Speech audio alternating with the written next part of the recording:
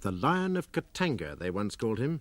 Georges Clement, ex-planter, ex-Congo mercenary leader. One of Chombe's generals, he led a motley collection of adventurers in the Congo uprising. He fought his way to Rwanda, was repatriated to Belgium, and finally settled in England, in Fulchester, where he married. But the Lion couldn't forget his old ways, and today he finds himself in Fulchester Crown Court, charged with treason.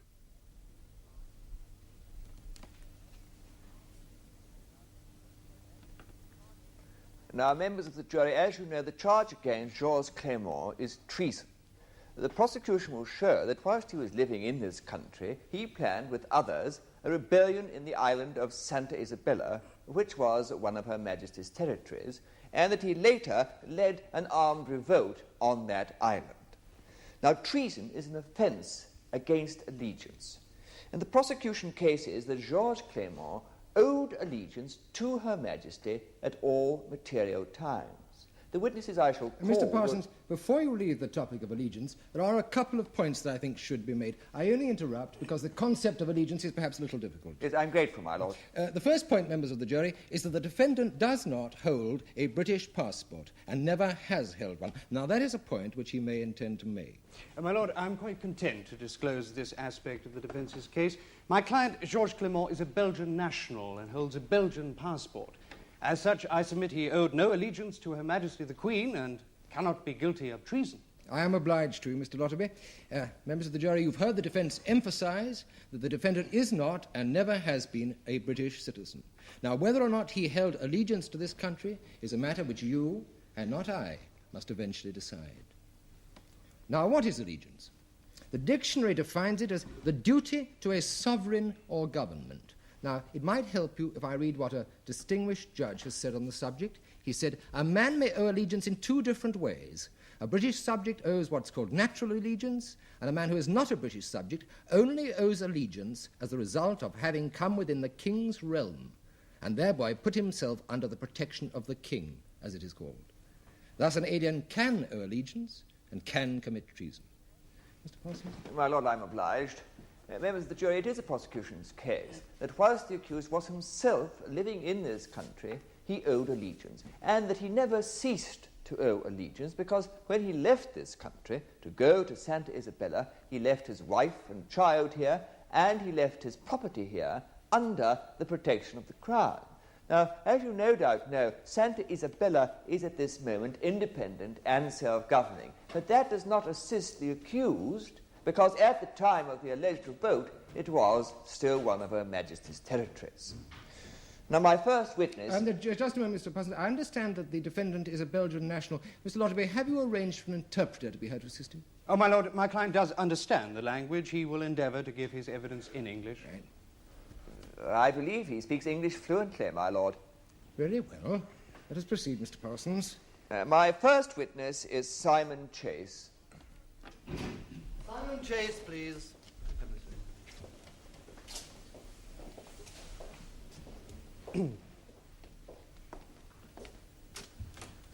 What is your religion? C of E. Take the book in your right hand and read aloud the words on the card. I swear by Almighty God, the evidence I shall give will be the truth, the whole truth, and nothing but the truth. Now, you are Simon Edward Chase of 10 Reed Street, Fulham, London. I am. Now, what is your profession, Mr. Chase? Freelance telereporter. Try and avoid using slang, Mr. Chase. Not everybody uses or understands the same slang. Very well, my lord. What I mean is I'm a freelance TV journalist. I make film reports and sell them to television companies. Oh, you work for the BBC? Yeah, and ITV, whoever's prepared to pay. Hmm. Now, do you particularly specialise in any kind of story, Mr. Chase? Yeah, I specialise in trouble. Trouble, Mr. Chase? Wars, revolutions, famines, whatever, wherever. Look, I'm in favour of brevity in court, Mr. Chase, but it is possible to be too succinct.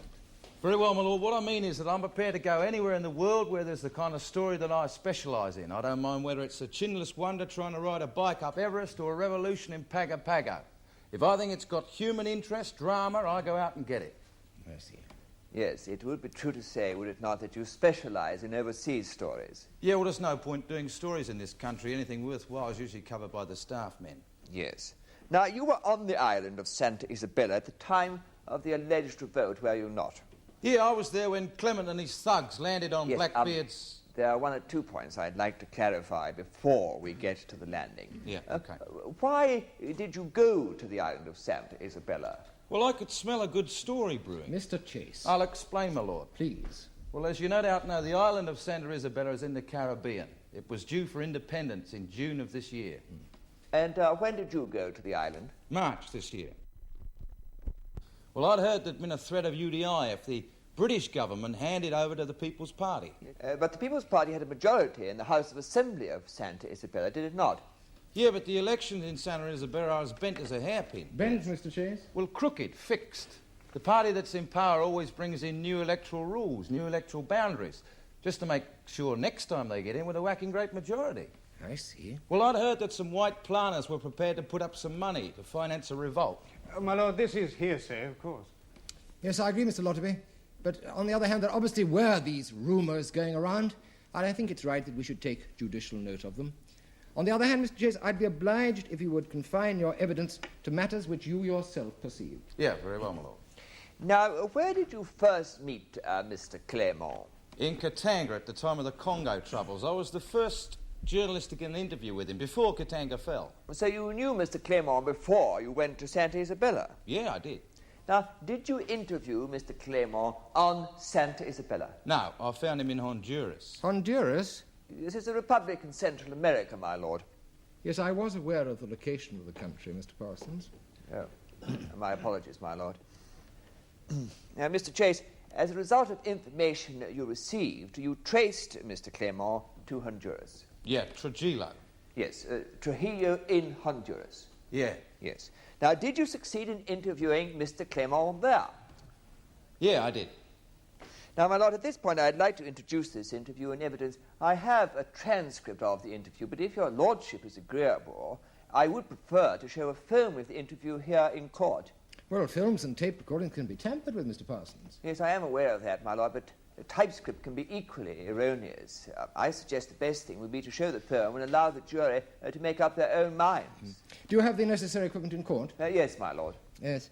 Mr. Chase, what was your precise function in the filming of this interview? Well, I asked the questions and took care of the sound recording equipment. Who was the cameraman? Freelance Mexican I'd worked with before, Diego Santana. Will you be calling Mr. Santana, Mr. Parsons? No, my lord. I regret he's unavailable. He is at this moment in Chile on an assignment. Who edited the film, Mr. Chase? I did. After we'd shot the interview, Santana handed over the exposed film to me. I edited it along with the soundtrack. And no one else was involved? No, just the two of us. Mr. Lotterby, since you'll be able to cross-examine Mr. Chase, and he seems to have been the sole originator of this film, I see no reason why I shouldn't allow it in evidence. I have seen the film, my lord. I wasn't going to object to it. Oh, very well. Right, proceed, Mr. Parsons. Thank you, my lord. My lord, whilst the equipment is being set up, it might assist the jury if Mr. Chase were to describe the circumstances of the interview. Very well. Now, Mr. Chase, this film we're about to see was filmed in Trujillo in Honduras. That's right. Now, where exactly? In the garden of Clement's Hotel. He was staying there quite openly. No, he was registered under the name of Weber, Carl Weber. But you found him nonetheless. Yeah, well, there's only 3 hotels and 4 brothels in Trujillo. It wasn't hard. Yes. Now, was Mr. Clement surprised to see you? Yeah, he was. But he granted you the interview. Yeah, well, he knew me from the Congo. There was no point him denying he was Clement. Besides, I think he figured if he gave me the interview, I'd clear off. Yes. When was the interview shown on British television? April 9th, 1973, ITV. Yes. That was just after the uprising. Yeah. Yes. My lord, I believe the equipment is ready. Then you may proceed, Mr. Parsons. Thank you, my lord. Thank you.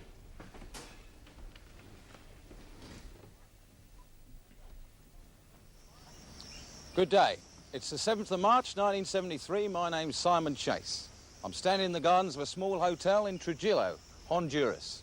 I'm going to be speaking to Mr. George Clement. Mr. Clement, what exactly are you doing here in Honduras? I'm here on business. What kind of business? Private. Some of your officers from your old Congo unit are here. Duplessis, Schneider, LaPlane. We meet from time to time. In Honduras? Different places. Oh, it's just an old comrades' reunion, is it? We are here on business. Well, there's no war on here. War has not always been my business. I was a planter before I became a soldier. You're looking for a plantation in Honduras? Yes. What kind of plantation? We have not decided yet. Coffee plantation. You used to grow coffee in the Congo, didn't you? I had a fine plantation, built up from nothing. Just scrub and jungle when I started. Took me 20 years. Those savages, they destroyed it in 2 hours. Just 2 hours. They destroyed everything. They killed your wife, didn't they? No wonder you feel bitter. You're thinking of starting here again? Or in Santa Isabella? Why do you ask that? I just thought you might be thinking of settling down there. It's the same story there, just like the Congo. They're going to give everything to the savages. The politicians are giving away everything that people built up for years. It will all be handed over, unless you fight. Is that what Schneider and Duplessis are doing here? I answer no more questions. Did the Santa Isabella Loyalist Party get in touch with you? I answer no more questions. The interview is over. So this is the extent of the interview, Mr. Chase. Yeah, that's right. Now, did you speak to Mr. Clement again? No, he wouldn't see me again, but I managed to get a word with one or two of his men. Yes, and was the accused present on that occasion? Yeah, he turned up later, tried to stop them talking. They'd been drinking. How did you know they were Clement's men? Well, they said they were. Besides, Schneider and Duplessis, his officers, tried to... they were fussing round them, you know, like mother hens. Yes. Did they say why they were into here? Yeah, they said they were going to form a white army of liberation. You actually heard these men describe themselves as that? Yeah, some of them meant him as a joke, but most of them meant it. Now, how long did you stay into here after the interview with Mr. Clement? About another week, then I flew back to Santa Isabella. I figured the invasion couldn't be far off. Yes, and you were present when the invasion took place? Yeah. Well, how did you know where it was going to be? Well, there's only 3 possible landing places on the island. I was lucky. I happened to choose the right one. Yes, Blackbeard's Bay. Yeah, Did you see Mr. Clement on the beach? I did. Now, you couldn't have been mistaken. No, I knew him. And was he armed? Yeah, You saw a gun in his hand. I did. Now, what happened when the invaders landed? Well, there was a detachment of Royal Marines and armed police waiting for them. Yes. Was there any shooting? Yeah, And were there any casualties? 25 dead, few wounded. And on the invaders' side? Clement lost about a dozen men. On the other side, 5 armed police, 8 native policemen. Yes, and as we know, Mr. Clement and one or two of his men managed to escape. Yeah, they did. Yes. Thank you, Mr. Chase. How many men did Mr. Clement have under his command at Trujillo? 35? 35. Hardly an impressive invasion force. No, it was pathetic. Besides, I was told by Schneider that they were... Mr. Clement was second in command in the Congo? Yeah, Schneider said they were expecting 150, 200 men and guns. How much was the force that landed at Blackbeard's Bay? 30? 30, even less than the number you saw at Trujillo. Probably couldn't get the others sobered up in time. Was this mammoth invasion force heavily armed? What, rifles, sidearms? No automatic weapons, no mortars, no rocket launchers? They had a Bren. 1 Bren, that all. Yeah. I think they were waiting for cache of arms on the beach. There were some white planters waiting for Clement to lead them. Oh, was there? No. Now, what went wrong? My lord, the witness cannot possibly answer that question. I take your point, Mr. Parsons. On the other hand, I think it helps us all if we have an understanding of the background of the case. And after all, it is only a background. It doesn't touch the accused. Mr. Chase, what went wrong with the invasion of Santa Isabella? Well, in my opinion, I think Clement's backers got cold feet. Backers, Mr. Chase? Well, somebody had to supply the money for the arms and so forth. Financing a revolution can be expensive. Who were these backers? Well, the people who didn't want the island to become independent, the ones with most to lose, the businessmen, planners, etc. And in your opinion, these men sacrificed Mr. Clement to political necessity? I don't know about necessity. They certainly sacrificed him. He was the scapegoat? Yeah, he was the pig in the middle. He had to be the loser, whatever happened. Oh, why do you say that? Well, it's obvious. Not to me, Mr. Chase. My lord, if the invasion had been a success, Clement would have been lost in the background. Well, why? Well, what supposedly popular revolution's going to admit it hired an ex-Congo mercenary to do its fighting? But this revolution failed, Mr. Chase. Exactly, so he was the scapegoat. Somebody had to be the fall guy. Clement was the mug. Now, Mr. Chase, you said you were at Blackbeard's Bay when this invasion force landed. That's right. You said you saw Mr. Clement on the beach. I did. Yet the security forces failed to take him. Yeah. How close were you to Mr. Clement? About 30 yards. You paced out the distance, did you? No, of course not. So you just estimated the distance? Yeah. Or could it have been 40 yards? Yeah. 50? No, I don't think so. But you're not sure? No. Did this landing take place in broad daylight? No, they landed about 2 a.m. When it was dark? Oh, the rockets went up as soon as they landed. Rockets? You mean flares? Flares and rockets. Well, hardly the most reliable form of illumination in which to make a positive identification, Mr. Chase. Well, it wasn't hard. I was looking out for him. How was Mr. Clement dressed? Sort of camouflage battle dress. How were the other invaders dressed? Same way. Well, did he wear any special flashes or distinguishing insignias on his battle dress? No. I'd like you to have a look at a photograph. Thank you. Is this a photograph you took of the invaders after they had surrendered? Yeah, that's the photograph. Exhibit number 2, my lord. As you will see, my lord, all the invaders had blackened faces. Mr. Chase, was Mr. Clement's face black too? Yeah. And you're asking the court to believe that you were able positively to identify a man in battle dress with a blackened face at a distance of up to 50 yards at night on a beach illuminated only by flares? Well, by the look of those men, I should think their own mothers would have difficulty in recognizing them.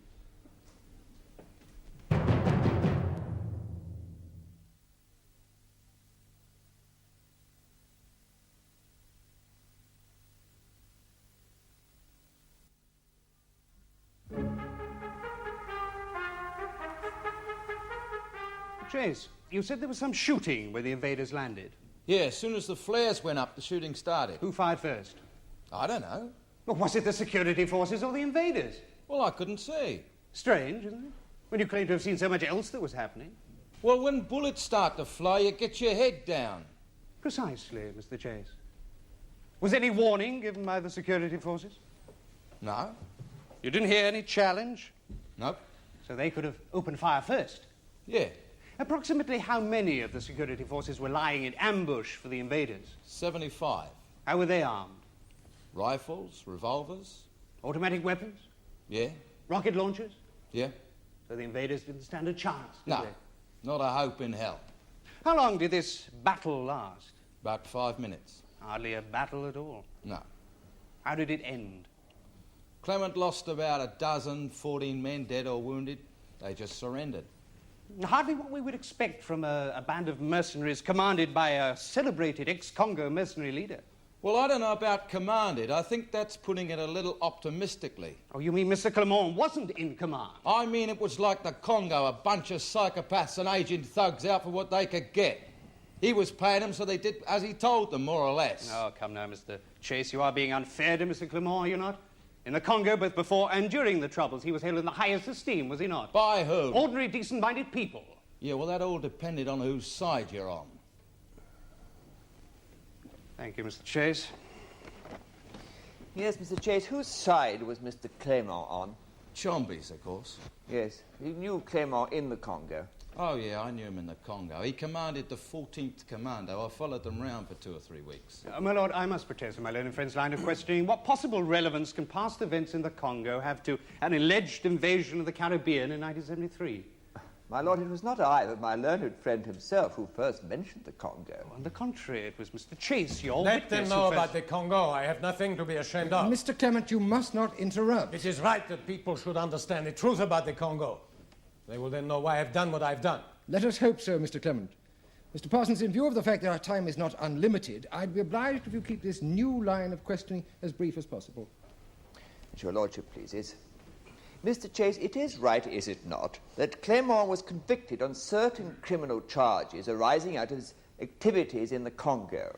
My lord, I protest to this. For one thing, my client is insistent that he's never before been at a criminal trial in his life. He was tried in his absence after he skipped the country. Well, I don't think we can have mention of a conviction obtained in the accused's absence. Well, my lord, charges as well as convictions may be used against an accused. Yes, it's all hearsay. No, I was there. Oh, you were you? Oh, very well then. We'll proceed, Mr. Parsons. Thank you, my lord. Now, what impression did you form of the defendant's character while you were in the Congo? Well, he's a hard man, physically brave, not unintelligent, but he's like all the mercenaries, a nutter. You mean that Mr. Clement was insane? Well, no, not exactly. Well, what do you mean, Mr. Well, I Chase? mean he's the kind of guy you can't reason with. Can I give you an example of how he behaved? Very well. I was in a small market town when his men took him. It's a small place on the Katanga border called Juba. There was very little local resistance. The gendarmerie had fled. Now, his men arrived in that town and went straight to the bars and whorehouses, just like they always did. They found a bar with some liquor and they started celebrating. Now, that bar had been booby-trapped. A bomb went off. 17 of his men were killed. He went loco. He rounded up the local townspeople and asked them who put the bomb in the bar. Nothing happened, so he shot 17 Africans there and then. Yes, it's a horrifying story, Mr. Chase, but such actions are not unknown in war, particularly in civil war. Yeah, but it didn't end there, my lord. After they shot the first 17, they went back to the villagers and asked them again who was responsible for putting the bomb there. Nothing happened again. They shot another 17. Then they went back again. 51 people died that day. It was not like that. He is lying. Mr. Clement, you must not interrupt. But what he said is not true. Then you must wait until it is your turn to give evidence, and then you can redress the balance.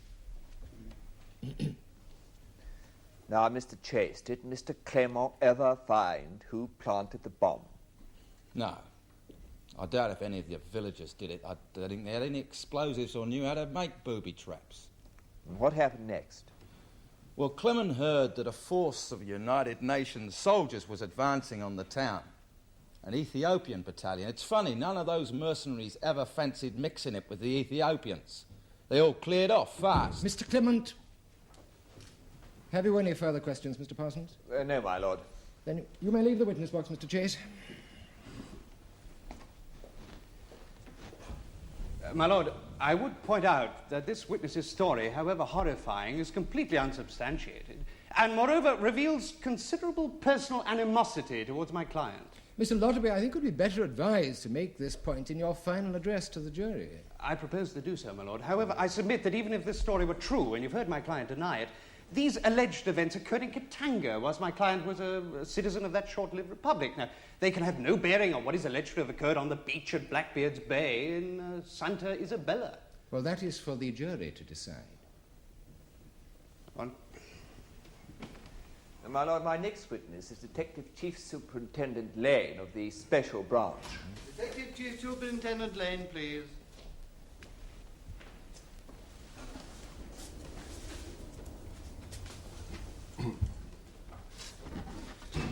I swear by Almighty God, the evidence I shall give should be the truth, the whole truth, and nothing but the truth. Detective Chief Superintendent Orwell Lane, Special Branch.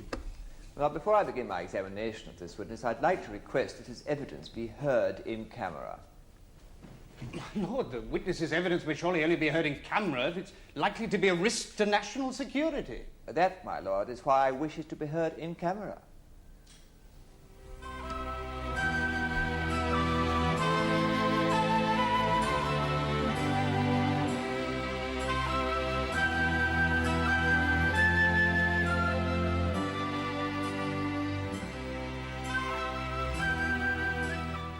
The case of the Queen against Clement will be resumed tomorrow in the Crown Court.